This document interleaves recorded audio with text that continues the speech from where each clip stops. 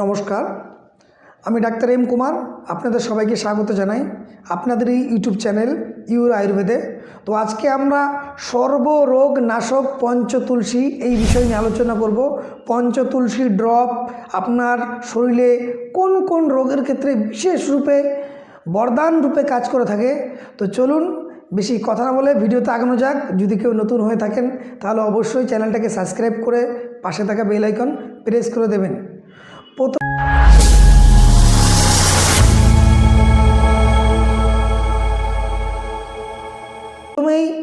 বলে রাখা ভালো, পঞ্চতুলসী নাম কেন? 5টা তুলসীর সমন্বয়ে এই ড্রপ বা এই ওষুধ তৈরি বলেই এর নাম পঞ্চতুলসী। পঞ্চতুলসীর মধ্যে কি কি আছে? যেমন কৃষ্ণ তুলসী, রাম তুলসী, ভৃঙ্গ তুলসী, নিদ্রা তুলসী ও বন তুলসী। এই 5 তুলসীর সমন্বয়ে পঞ্চতুলসী। তো পঞ্চতুলসী মানব জীবনে কতটা বরদান রূপে, কতটা অমৃতের মতন কাজ করে এই বিষয় নিয়ে আলোচনা করব। যদিও পঞ্চতুলসীর এত গুণ যা বলে কখনোই শেষ করা সম্ভব না। তো চলুন, যেই সকল ব্যক্তিরা বলে থাকেন তাদের শরীরে কোনো রকম এনার্জি পাচ্ছেন না বা শরীরে কোনো রকম জোর পাচ্ছেন না বা ধীরে ধীরে শরীরের ক্ষমতা কমে যাচ্ছে, সেই সকল ব্যক্তিদের বলে রাখা ভালো যে পঞ্চতুলসীর মাধ্যমে আপনি আপনার এই সকল সমস্যা থেকে খুব সহজেই নিজেকে মুক্ত করতে সক্ষম হবেন।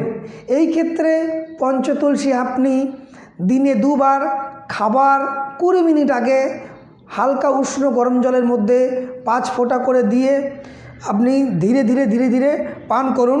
চেষ্টা করবেন ধীরে ধীরে বসে পান করার জন্য, একবারে পুরোপুরিভাবে পান করে নেবেন না। যে সকল ব্যক্তিরা বলে থাকেন তাদের শ্বাসকষ্ট বা বহুদিন থেকে তারা শ্বাসকষ্ট বা অ্যাস্থমা রোগে ভুগে থাকছেন বা ভুগছেন, অল্প একটু হাঁটতে পারছেন না তো দম ফেলতে পারছেন না, এই ধরনের সমস্যায় যারা ভুগে থাকছেন, সেই ক্ষেত্রেও পঞ্চতুলসী অমৃতের মতন কাজ করে। এই ক্ষেত্রে একই নিয়মেই আপনাকে পঞ্চতুলসী খেতে হবে। যে সকল ব্যক্তিরা বলে থাকেন যে তাদের ঠান্ডা, সর্দি, কাশি এই ধরনের সমস্যা সবসময় লেগেই থাকছে, বহুত ডাক্তার বহুত কিছু করেও আপনি এই সকল সমস্যা থেকে মুক্ত হতে পারছেন না, শরীরের অ্যান্টিবডি কমে গেছে, রোগ প্রতিরোধক ক্ষমতা কমে গেছে, এই ক্ষেত্রেও পঞ্চতুলসী আপনার রামবাণের মতনই কাজ করে।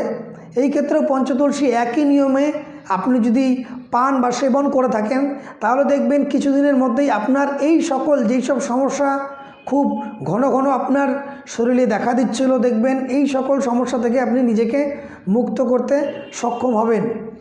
যে সকল ব্যক্তিরা বলে থাকেন তারা শারীরিক ও মানসিক চাপে ভুগছেন বা শারীরিক ও মানসিক চাপে সবসময় নিজেদেরকে ফেস করছেন, এই ক্ষেত্রেও শারীরিক ও মানসিক চাপ থেকে মুক্ত করার জন্য পঞ্চতুলসী অমৃতের মতন কাজ করে। এই ক্ষেত্রে একই নিয়মেই সেই আপনাকে পঞ্চতুলসী নিতে হবে। যে সকল ব্যক্তিরা বলে থাকেন তারা উচ্চ রক্তচাপ এই ধরনের বা হাই প্রেশার এই ধরনের সমস্যাতে ভুগছেন, সেই সকল ব্যক্তিদের ক্ষেত্রে একই কথাই বলবো, পঞ্চতুলসী ওই একই নিয়ম করেই খেতে হবে। এই ক্ষেত্রেও পঞ্চতুলসী আপনি ওই গরম জলে দিয়ে খাবার 20 মিনিট আগে দিনে 2 বার পান করুন, দেখবেন এই সকল সমস্যা থেকে আপনি নিজেদেরকে মুক্ত করতে সক্ষম হবেন। যেই সকল ব্যক্তিরা বলে থাকেন তাদের শরীরে ক্ষয় রোগ হচ্ছে বা পেচ্ছাপে নানান রকম সমস্যা হচ্ছে বা পেচ্ছাপে আপনার ধাতু পড়ছে বা পেচ্ছাপে জ্বালা পড়া করছে, এই ক্ষেত্রেও পঞ্চতুলসী আপনি একই নিয়ম করে সেবন করতে পারেন। যেই সকল ব্যক্তিরা বলে থাকেন তাদের গ্যাস অম্বল বা কনস্টিপেশনের সমস্যা, বহুত চিকিৎসা বহুত ডাক্তার দেখেও আপনি কোনোরূপ উপকার পাননি, এই ক্ষেত্রেও আপনি পঞ্চতুলসী ব্যবহার করতে পারেন। পঞ্চতুলসী এই ক্ষেত্রেও সেই একই নিয়মে পঞ্চতুলসী আপনাকে পান করতে হবে।